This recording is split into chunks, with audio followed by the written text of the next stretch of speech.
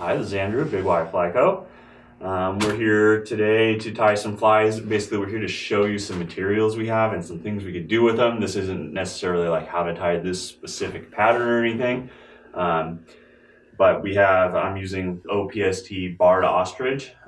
It's really cool, and man, you can do some really cool stuff with this. Another really cool material is Senyo's barred predator wrap. Now this stuff is pretty amazing because it creates kind of variegated colors. It's a lot like what you could get out of Lady Amherst, but Lady Amherst is about $20 per tail, and this stuff is far, far less than that. So I've got my shank here, and the first thing you gotta do is put the wire in. So I'm gonna wrap it back, cover this thing up. I'm just using 6/0 unit thread here, so that's what I've got here. I don't like too big a thread because this is actually really small shank here, so there's not a lot of room here. I do like a flat wax 140 sometimes for steelhead flies, but for today we're using what I got.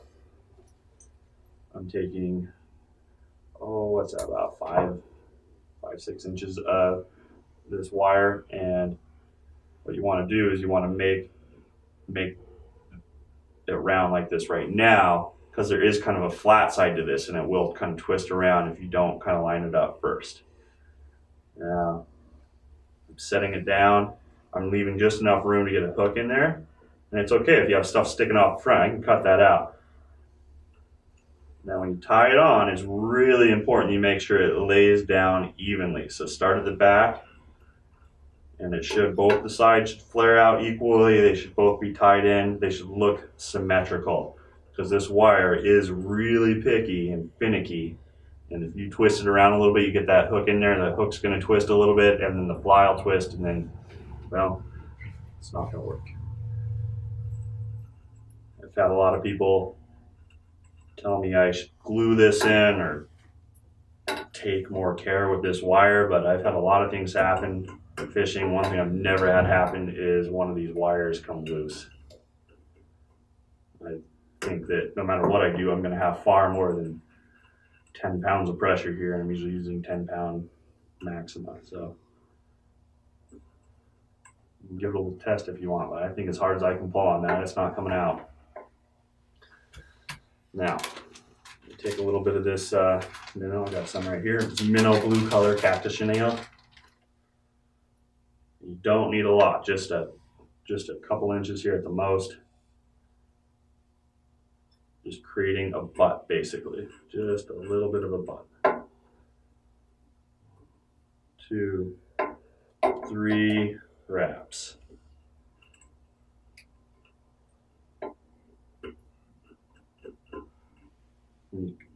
Cut. There's always a little bit of excess that sticks out here. You can kind of trim that off. It stuck out the tag end of this cactus shell. Now the next step is where you tie in a strung guinea feather. I'm not looking for one that's this one right here. That is way too big and puffy for what I'm doing. I'm looking for one that's got a little bit of movement on it. But these can get pretty stiff, so you don't want one that's too stiff. Usually the smaller they are, the stiffer they are. I'm only going to put like maybe 2 wraps here. I don't need a whole lot. So you just take a feather, pull a couple of feathers off the end, a couple of strands, 3 times, 1, 2, we'll go one more wrap on here. That is fine. So guinea's pretty easy to work with these sides. Just pull the end off there. You don't even have to really cut it. So after I lay it down, I just wrap back over the top of it. This is just a prop. Basically, this is going to keep up this material over the top of it. Now, if you wanted to tie in any kind of flash, this is a good place to do it. You can tie it in at the end over the top of the ostrich. That doesn't really matter. Just don't do both. I'm not going to tie in any flash in here today. Just going to keep it simple. And I like having a variety of them in my box. I think when the water's dirty, having more flash is good. And when the water is a little clearer, I try not to use any flash. Well, I use the same flies. I'll just use ones with less flash in them when the water's clear. Now, what I'm going to do is I'm going to lay down 4 sections of this.